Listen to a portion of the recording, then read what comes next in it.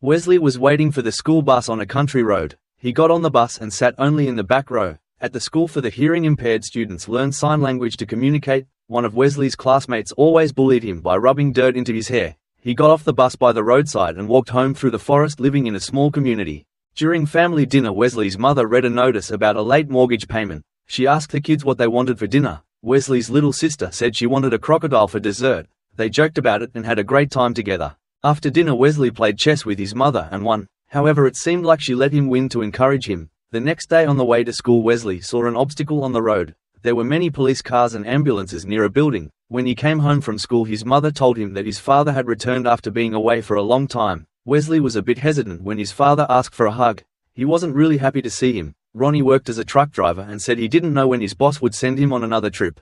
During dinner, Ronnie talked about a nearby shooting that left 4 people dead, making headlines in the news.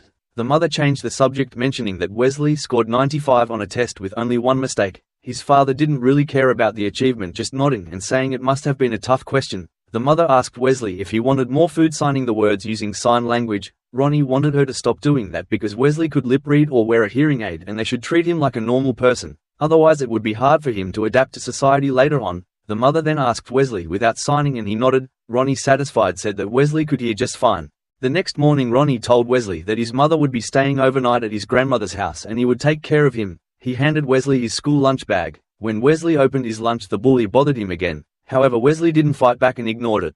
On his way home, he spotted a man lying in the snow clutching a bag. The man gestured for him to stay quiet. His hands were covered in blood and he looked like he had been there for a long time. Wesley ran to get his father for help, but Ronnie was busy fixing the truck and didn't want to be disturbed. He didn't understand Wesley's signs and told him to write it down. Wesley decided to run back to where the man was with his father following behind. When they got back to the spot, Wesley saw that it was completely empty. During dinner, Ronnie asked Wesley to pass him the salt, but Wesley didn't hear. Ronnie then tried to shout louder, startling his daughter.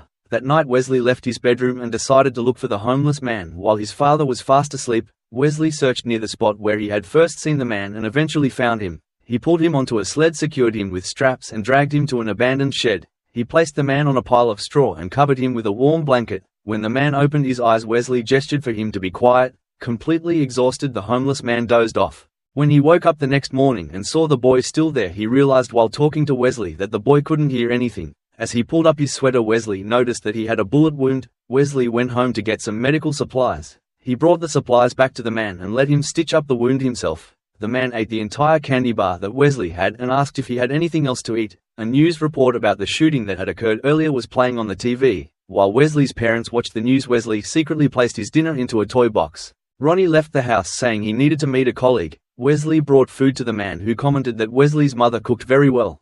He then explained that he couldn't stay there any longer because he needed to meet a friend. He tried to stand up but failed to take more than a few steps. They could also hear the sound of a searching helicopter flying overhead. The man asked Wesley for a favor and gave him specific instructions on what to do. He told the boy to go to a roadside cafe. Wesley left the man's ring on the truck. The truck driver had just left the cafe with a girl when he saw the ring on his truck and gave Wesley a ride. The boy handed the driver an envelope and refused to tell him where the man was. Just then a police car passed by. The truck driver said he needed time to arrange everything and that it would take at least a few weeks. He handed Wesley a paper bag. When Wesley returned, he gave the bag to the man. The man took out a phone and said he would have to stay there longer than expected. The boy brought him some warm clothes from his father. Wesley watched the man exercise and tried to mimic his movements. The man approached and taught him how to do pull-ups. A little later, Wesley was watching TV with his sister when his mother came home. His father also returned with a pile of firewood. He dropped a few logs and Wesley rushed over to help. But instead of picking them up, he started organizing them for his father to carry. Ronnie got angry because the boy didn't hear him and shouted for him to stop. Later, Wesley brought a checkers set to the man and they played a few games. Wesley lost and felt frustrated, flipping the entire board over. The man said, "You think I'm going to let you win just because you're deaf? You only win when you deserve to win." Wesley wanted to give up, but the man told him to come back. He began teaching Wesley some tricks and advised him to think carefully before making a move. The man asked Wesley how old he was and mentioned that he also had a daughter about Wesley's age. He also inquired about what was stuck in Wesley's hair. Wesley told him about being bullied at school. The man asked him to bring a thermos and a piggy bank. He smashed the piggy bank, filled the thermos with coins, placed it in a bag and struck it hard against a metal container. He then handed the backpack to Wesley and asked him to follow along. But Wesley couldn't hit hard. The man started scolding him to provoke his anger. "What the hell is wrong with you?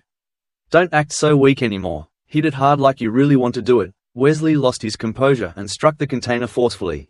At school, Wesley felt restless. He sat in class waiting for lunchtime. Finally, the bully approached him during lunch. Wesley suddenly stood up and stared aggressively into the bully's eyes. He remembered the man's words, "Stay calm, stand firm," look him straight in the eye and smash his damn head in, and it worked. When he got home, he saw his mother talking to Mr. Champers. He sat down and Mr. Champers told him about a robbery that had occurred 3 weeks earlier. He said that 4 out of 5 robbers had been caught but 1 had escaped. He showed Wesley a picture of the fugitive and Wesley recognized him as the man from the shed. They knew he was injured and might not be able to run far. Wesley looked out the window and saw 2 agents watching the shed from outside. Mr. Champers asked if Wesley could see the man and Wesley remained silent. Another agent knocked on the door and Mr. Champers left. Later, while playing checkers, Wesley noticed that the man was missing a finger on his left hand. The man explained that a tiger had bitten off his finger. He then learned how to track it down and ultimately killed the tiger, tightening its heart. He had attached it to a ring. Wesley fell asleep on the pile of straw, but the man woke him up and told him to go home.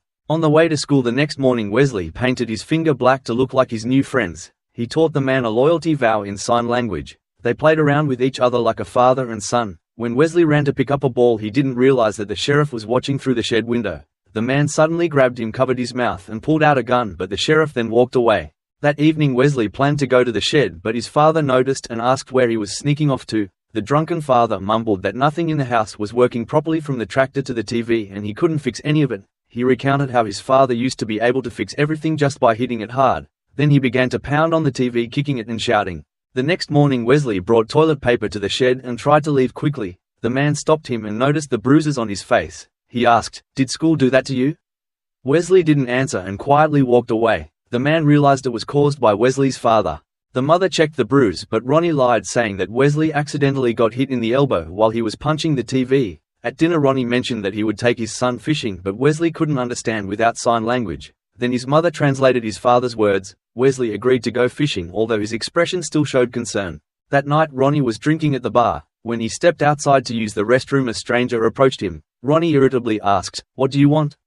Later, Wesley and his mother received a call from the sheriff informing them that Ronnie had been beaten and was in the hospital. At dinner that night, Wesley finally sat in his favorite spot, the one from which Ronnie had previously kicked him out. After dinner, he went to the barn. The man shared that when he was Wesley's age, his father bought horses and made him take care of them, but he wasn't allowed to name them. One day the barn caught fire and the insurance covered everything. His father thought that not naming the horses would make it easier to let them go.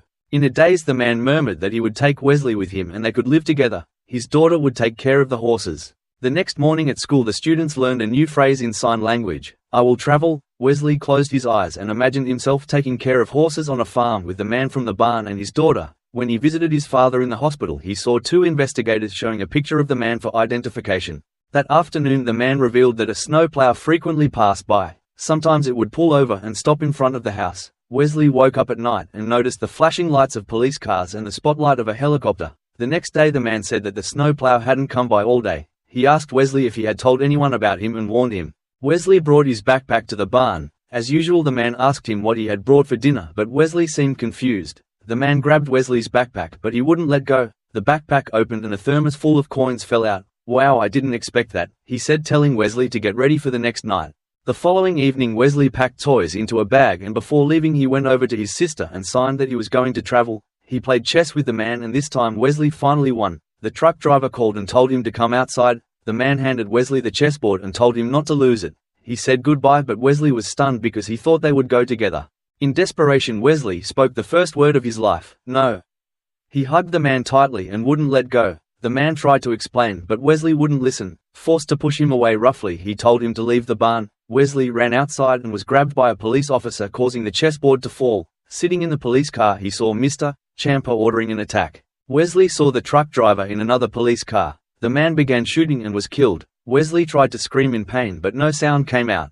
The next day, he found a chessboard full of coins near the barn, and on it was the man's ring. When he got home, he saw his father. Wesley was no longer afraid of him. He approached the sad and angry man and hugged him. Wesley went into his room, sat on the bed, and put the ring on his finger. The film ends here. If you like this video, please subscribe to the channel so you won't miss the latest videos.